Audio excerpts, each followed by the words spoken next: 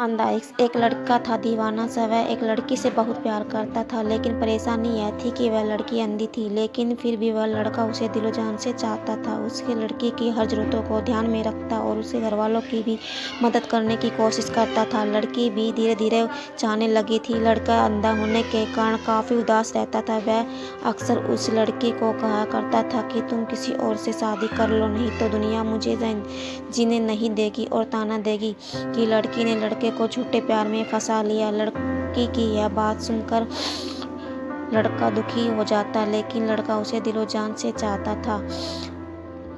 था। लड़की भी उसे प्यार करती थी, लेकिन देख न पाने की वजह से किसी और से शादी करने के लिए बोलती है। एक दिन लड़का ने लड़की की आंखों को ठीक कराने का निश्चय किया। एक बड़े हॉस्पिटल में आंखों के डॉक्टर से उसकी लड़की की आंखों का चेकअप कराया। चेकअप के बाद डॉक्टर ने कहा, यह लड़की फिर से दुनिया को देख सकती है, बस शर्त इनकी कोई अपनी आंखें दान कर दे।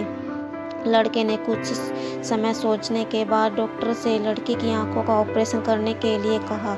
लड़की की आंखें का ऑपरेशन हो गया और सब कुछ सही रहा।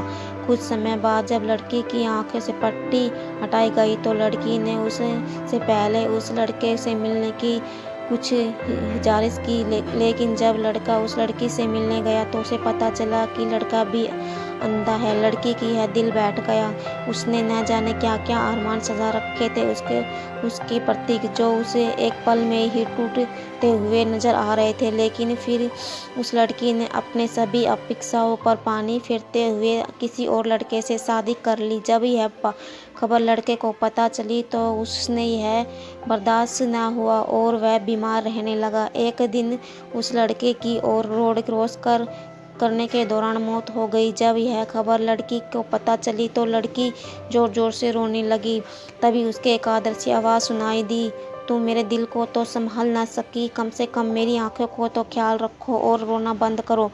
लड़के की यह आवाज़ कुछ जानी पहचानी लग रही थी। लड़की को समझने में देर न लगी। आवाज़ उसे कुछ सुनाई दी रही थी। लड़की फुट फुट कर रोई और जोर जोर से रोने लगी और अपने आप को कोसने लगी। लेकिन अब क्या हो सकता था, बस यह कहानी यही अंधा एक्स बनकर रह गई।